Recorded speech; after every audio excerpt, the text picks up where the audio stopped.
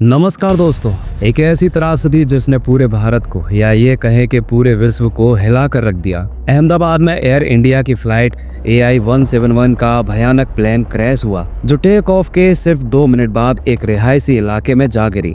क्या थी इस हादसे की असली वजह? क्या इसे भारत के इतिहास के सबसे बड़े प्लेन क्रैश से जोड़कर देखा जा सकता है? और क्यों यह हादसा इतना अलग और खास है? आइए इस कहानी को शुरू से जानते हैं। 13 जून 2025 ये वो दिन था जब ये प्लेन क्रैश हुआ। सब कुछ बढ़िया चल रहा था, मौसम भी ठीक था, लेकिन दोपहर तकरीबन 1:30 बजे अहमदाबाद के सरदार वल्लभ भाई पटेल इंटरनेशनल एयरपोर्ट से एयर इंडिया की फ़्लाइट, जिसका नाम AI-171 है, ये फ़्लाइट लंदन के लिए उड़ान भरने को तैयार थी, जिसमें 242 यात्री और कुछ क्रू मेंबर्स बैठे हैं। फ्लाइट ऊपर जाकर अचानक नीचे गिरने लगती है और हजारों लीटर फ्यूल के साथ जलकर राख हो जाती है। तकरीबन 241 लोग मारे जाते हैं। इस फ्लाइट में 169 भारतीय, 53 ब्रिटिश, 7 पुर्तगाली थे और एक कनाडाई पैसेंजर के साथ बाकी कुछ क्रू मेंबर्स भी सवार थे। इस फ्लाइट में गुजरात के पूर्व मुख्यमंत्री विजय रूपाणी भी शामिल थे। टेक ऑफ के महज 40 सेकंड बाद ही कुछ गलत होने लगा। प्लेन 625 फीट की ऊंचाई पर पहुंचा और अचानक नीचे की ओर गोता लगाने लगा। पायलट ने तुरंत मेडे कॉल किया, जो एविएशन की दुनिया में सबसे गंभीर और आपातकालीन सिग्नल माना जाता है, लेकिन इसका कोई फायदा नहीं हुआ।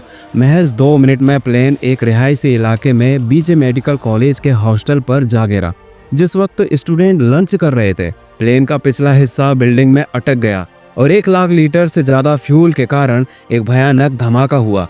आग और धुएं के बादल चारों ओर फैल गए। इस भयानक हादसे में एक चमत्कार भी हुआ। 38 साल के रमेश विश्वास कुमार, जो दमन और दीप के बूचरवाड़ गांव के रहने वाले हैं, जो यूके में सेटल हैं, इस हादसे में जीवित बच निकलते हैं। रमेश 11A सीट पर बैठे थे, जो इमरजेंसी एग्जिट के ठीक बगल में थी।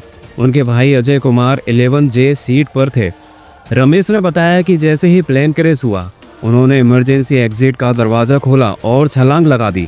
खून से लथपथ घायल हालत में वो तो बच गए, लेकिन उनके भाई का अभी तक कोई पता नहीं चला। Ahmedabad police commissioner JS Malik ने कंफर्म किया कि एक यात्री जीवित मिला है और इसका इलाज चल रहा है, लेकिन बाकी यात्रियों और रिहायशी इलाकों में मौजूद लोगों की सटीक संख्या अभी सामने नहीं आई है। दोस्तों, भारत में पहले भी कई बड़े प्लेन क्रैश हुए हैं जिन्होंने एविएशन सेफ्टी पर सवाल उठाए हैं। चलिए एक एक करके कुछ बड़े एयरप्लेन हादसों के बारे में जानते हैं। 1 जनवरी 1978 को एयर इंडिया की फ्लाइट AI-855 एक बोइंग 747 मुंबई से दुबई जाते वक्त टेक ऑफ के तुरंत बाद अरब सागर में गिर जाती है। इसमें ब्लैक बॉक्स से पता चलता है कि इंस्ट्रूमेंट फेलियर और पायलट की गलती की वजह से ये दुर्घटना हुई थी और इस हादसे में 213 लोग मारे गए थे। ऐसे ही 19 अक्टूबर 1988 को इंडियन एयरलाइंस की फ्लाइट 113 मुंबई से अहमदाबाद आते वक्त रनवे से पहले क्रैश हो गई, जिसमें 113 लोग मारे गए। ऐसे ही 22 मई 2010 को एयर इंडिया एक्सप्रेस की फ्लाइट 812 मंगलुरु में रनवे से आगे निकलकर खाई में गिर गई, जिसमें 158 लोग मारे गए।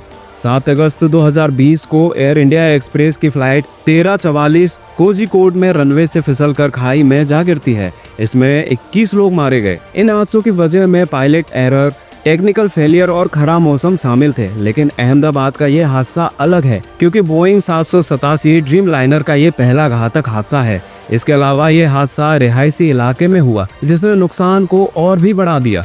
यह हादसा इसलिए भी चौंकाने वाला है क्योंकि बोइंग 787 ड्रीम लाइनर का सेफ्टी रिकॉर्ड अब तक बेदाग रहा है।